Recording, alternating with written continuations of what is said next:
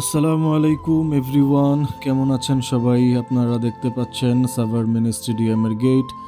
এটি স্টেডিয়ামের ভেতরের দৃশ্য। আজকে আমি আপনাদের সামনে আমার কিছু কথা উপস্থাপন করতে চাই। তার আগে চলুন কিছু দেখাই আপনাদের।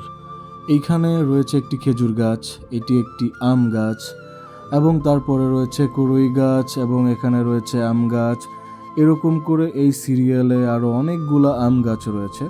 এই গাছের চারাগুলো ফলানো হয়েছে বাড়ির ছাদে আটি থেকে, তারপর এনে স্টেডিয়ামে আমরা রোপণ করেছি।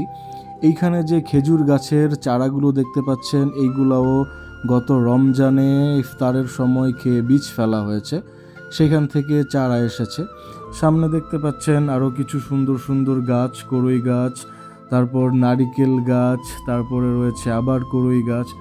এই কর্নারটাতে 5-6টার মতো কড়ই গাছ রোপণ করা হয়েছে। এই দিকটাতে আরও কিছু গাছ রয়েছে। আপনি চিন্তা করেন, সবুজ শ্যামল প্রকৃতি দেখতে কতই সুন্দর, কতই না ভালো লাগে। এই প্রকৃতিতে এত গাছপালা, এত সবুজ শ্যামলা আপনি দেখছেন, কয়টা গাছ আপনি রোপণ করেছেন বলতে পারেন? যদি এখন আপনার বয়স 30 বছর হয়, এই 30 বছরের জীবনে 30টা গাছ কি আপনি রোপণ করেছেন? হয়তোবা করেছেন, হয়তোবা করেননি।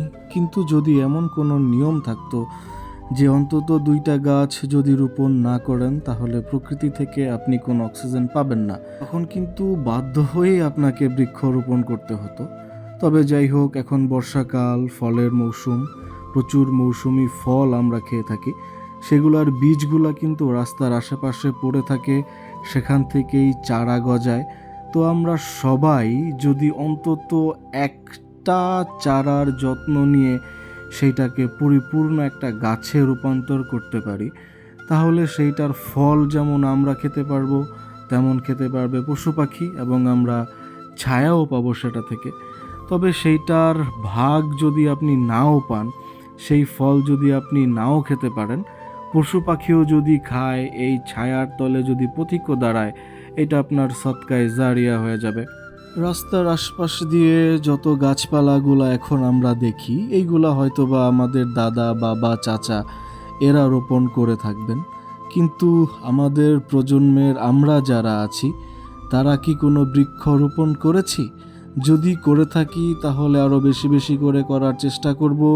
আর যদি না করে থাকি, তবে এখনই আমাদের একটি বৃক্ষ রোপণ করা উচিত প্রকৃতির জন্য। কারণ প্রকৃতি বাঁচলে বাঁচবে মানুষ, বাঁচবে পশু পাখি, বাঁচবো আমরা সবাই।